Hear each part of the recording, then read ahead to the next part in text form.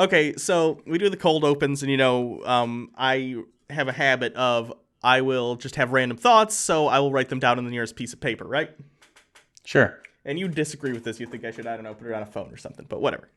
I was cleaning off my desk because my desk is messy, though you can't see it through the camera, and I found a folder with tax stuff in it, but that's irrelevant. I found, however, notes that I had forgot I had written down at some point, so here are some choice cold open ideas I thought were golden enough to write down.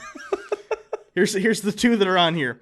First of all, what happened to the old Santa's wife in the movie The Santa Claus? Because Tim Allen... I thought about that too. The other day I watched it, well, not the other day, I guess during the holidays, I had watched it with the children and thought, what about his widow? They never mention it. Because in the Santa Claus 2, and the Santa Claus canon is ironclad, they say Santa needs a wife or else he can't remain Santa. There was a Santa, therefore there was a Mrs. Claus. Did they evict her? I don't know, but that's irrelevant. Of course that's a golden cold open, but that's not for today. The second cold open here, fucking great. Don't know why we didn't use this one yet, and I'm not joking. It just says, paint is dumb fucking color paste.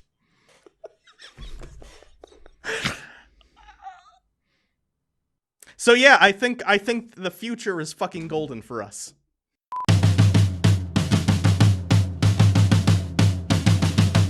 La la la la la la la la la la. Here we go. It's the Bible reloaded, the logic explosion, like Jesus and Moses, but it's Hugo and Jake. The Bible is jaded, and most of it taken, so get educated with Hugo and Jake. Pull up a new and stop what you're doing. It's Bible reloaded time.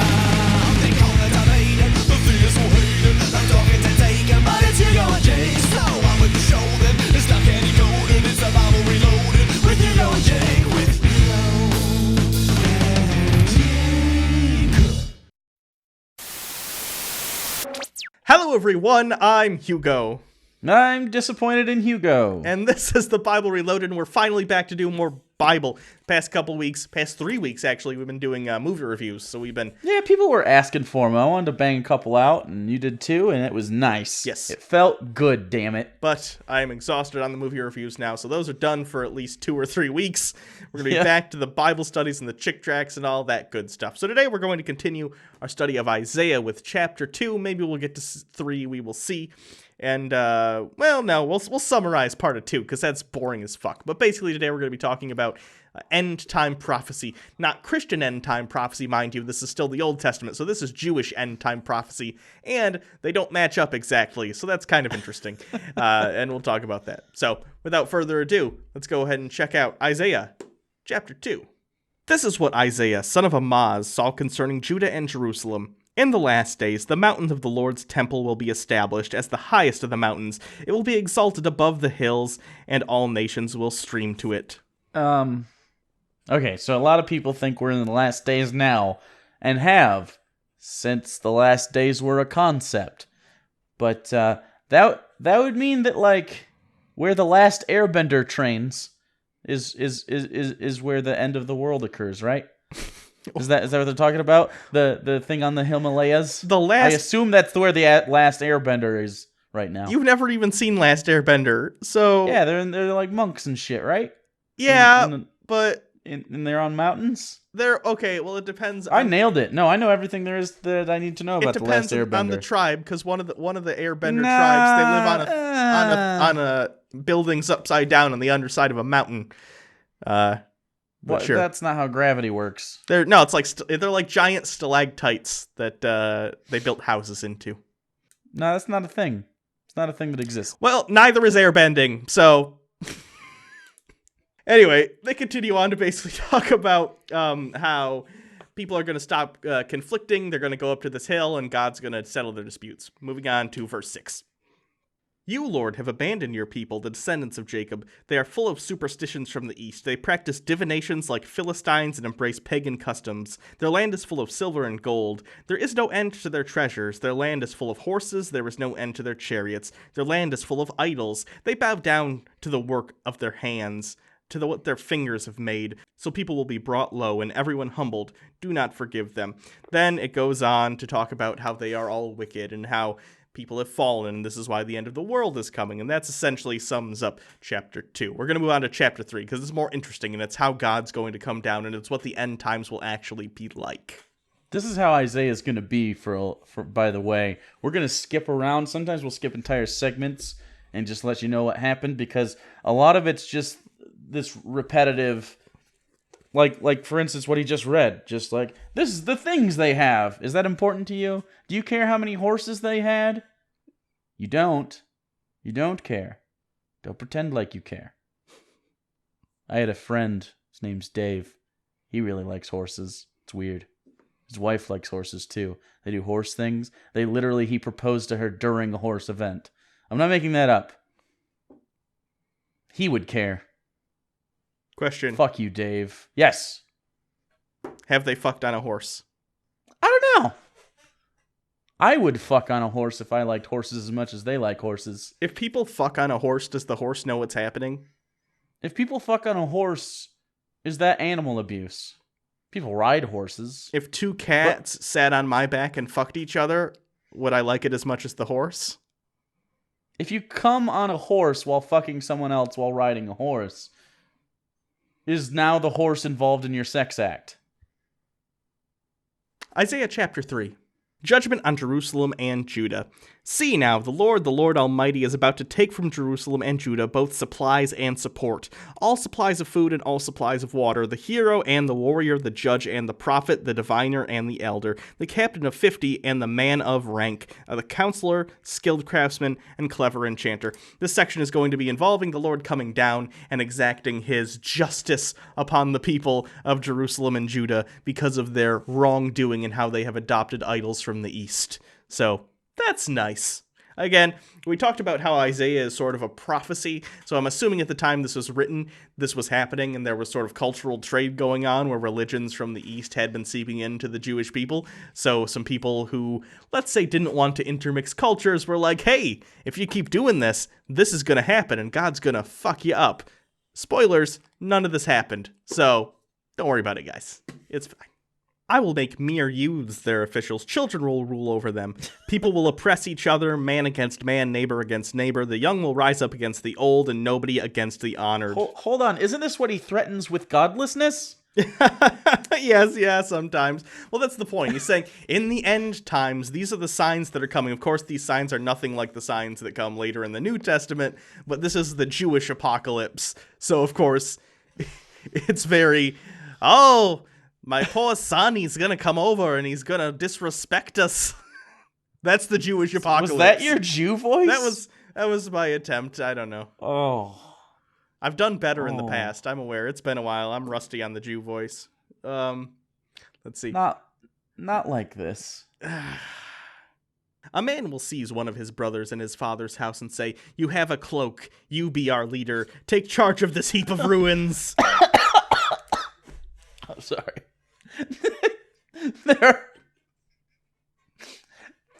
You have a cape. Please protect us. That's how you know he's important.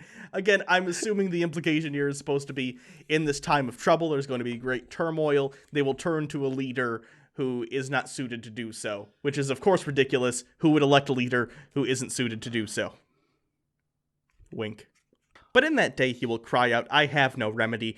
I have no food or clothing in my house. Do not make me the leader of the people." Jerusalem staggers, Judah is falling. Their words and deeds are against the Lord, defying his glorious presence. The look on their faces testifies against them. They parade their sin like Sodom. They do not hide it. Woe to them. Their sin like Sodom, they do not hide it. Now, while we've talked about in the past, way earlier in the Bible study, how the sin of Sodom wasn't necessarily the gayness. It was more like, hey, don't rape angels or whatever. I like to think that the implication here about them not hiding is that there was just lots of gay sex happening just out in the open. It's very, very Roman in that way. Like you walk in. The streets smelled of cummy anus. Oh. Hashtag cummy anus. No, don't do that. Hashtag cummy anus. I don't ask a lot of you people because I really don't care, but there's one thing I need from you people, and that is for no one to hashtag that because I already feel bad enough for what I do for a living. I don't need to add that to the pile of what the fuck am I doing with my life. Tell the righteous it will be well with them, for they will enjoy the fruit of their deeds. Woe to the wicked, disaster upon them. They will be paid back for what their hands have done. Youths oppress my people, women rule over them. My people, your guides lead you astray. They turn you from the path. I don't want to be led by a woman. What would be worse than that?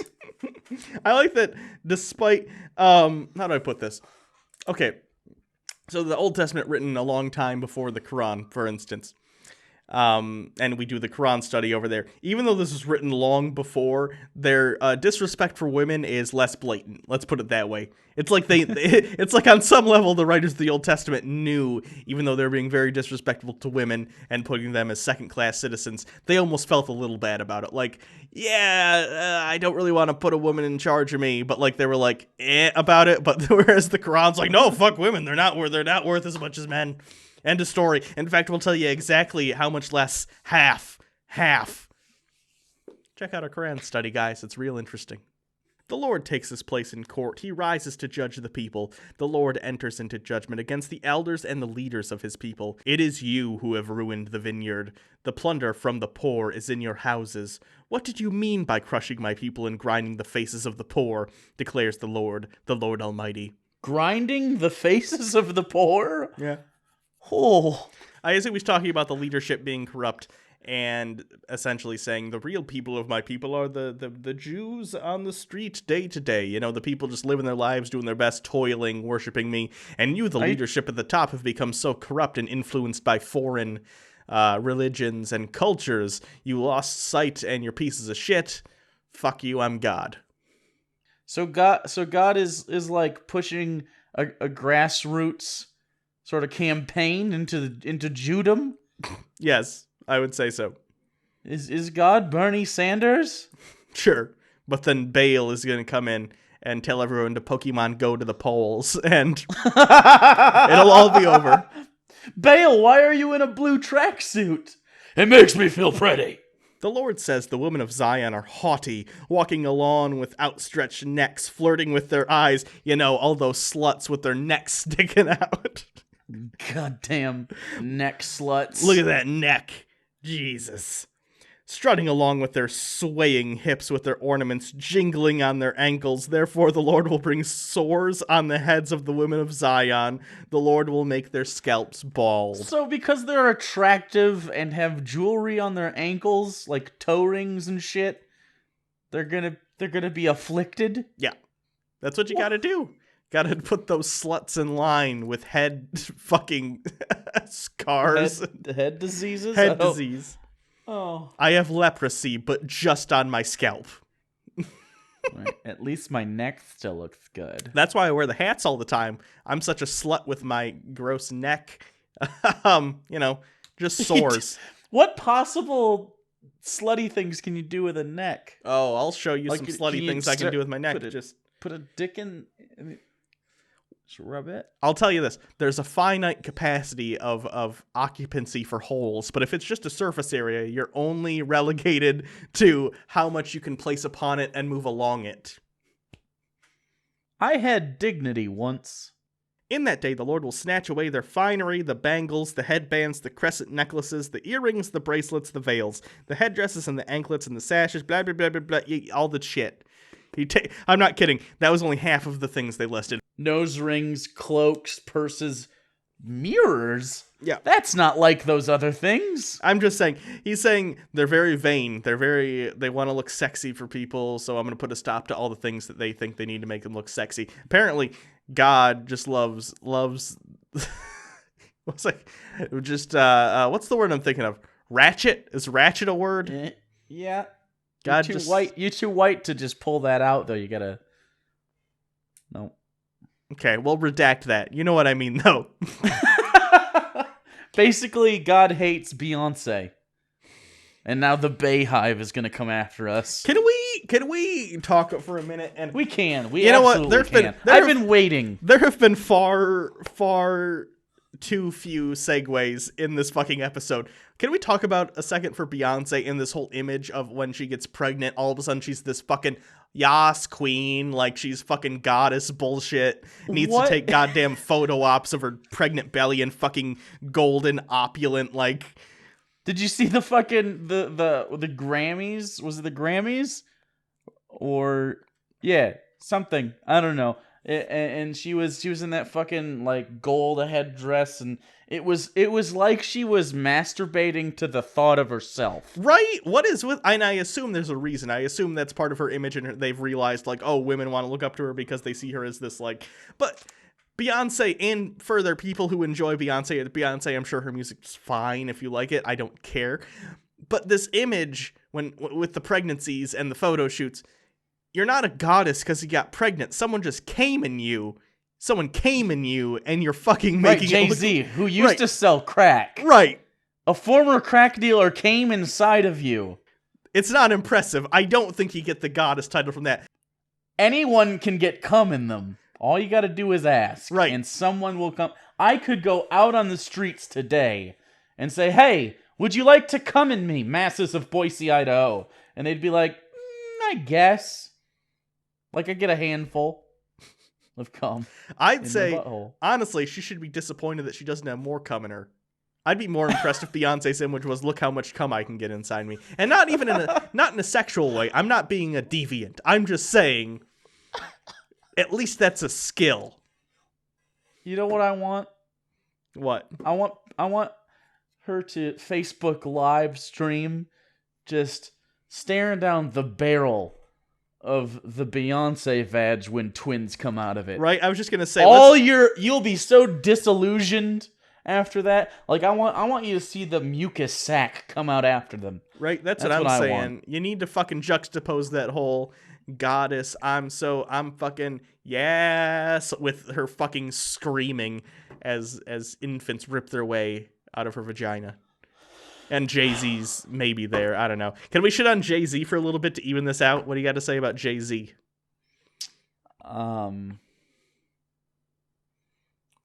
He gets to fuck Beyonce. I don't. You know what? He wins. I don't even think Beyonce's attractive. I don't get it. Oh, that's just because you're gay. No, I think if I was gay, I'd want to fuck Beyonce. Instead of fragrance, there will be a stench. Instead of sash, a rope. Instead of well-dressed hair, baldness. Instead of fine clothing, sackcloth. Instead of beauty, branding. The men will fall by the sword. Wait. Instead of beauty branding, they're gonna brand their faces? Yeah. This is mine. They're not pretty anymore? Yeah? Yeah. That was you branding your face? Do one more? Yeah. Give me one more of those. Oh my god damn it.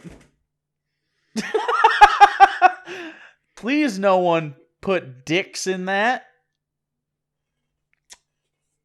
And then your men will fall by the sword, your warriors in battle, the gates of Zion will lament and mourn, destruction, destitute, she will sit on the ground in the days, 7 women, blah blah. That's the end of chapter 3. You're welcome. You just bukkakied yourself on the Yeah, internet. I am aware after the fact. I'm aware it's after okay, the fact. I did it once. Yeah, well, what are you gonna do? Anyway, by the way, Hugo Beard Watch Part 2 is on. Oh yeah, that's happening. I shaved it and it was a mistake, so the beard is gonna come back. So 2.5 more months, guys. Just gotta wait this one out. Hugo Beard Watch. We need a graphics for that. Yeah, someone make graphics for that. That way, every time I'm dumb and shave it, we can bring it back. Anyway, so that's it for this episode. Bam, bam, bam, bam, bam. I have pens on my desk now, so. Yeah, I do too. Hey, if you donate to the Patreon, you too could have a custom TBR pen that's not focusing in my camera because my face is dominating the frame. It's okay. Just know that this is cool. It's a nice pen. It's metal. It got a satisfying click. It writes well. It's got all the things you need out of a pen and more. I don't think it has more. I don't think I can legally promise that. Other than that, we're doing a Patreon. By the way, speaking of Patreon live show is going to be this weekend. Yeah, you'll get an email in your thing. Saturday? In your thingy box. Are we doing Saturday? Sure. What time? 5? Who knows? I don't know. Okay. We'll say There's Saturday. no way of knowing. Could be Friday? Well, that's not definitive. We'll send you guys emails in your Patreon or your Patreon, whatever the fuck. So We live life on the edge, you know. yeah, you can follow us on Twitter at Bible Reloaded.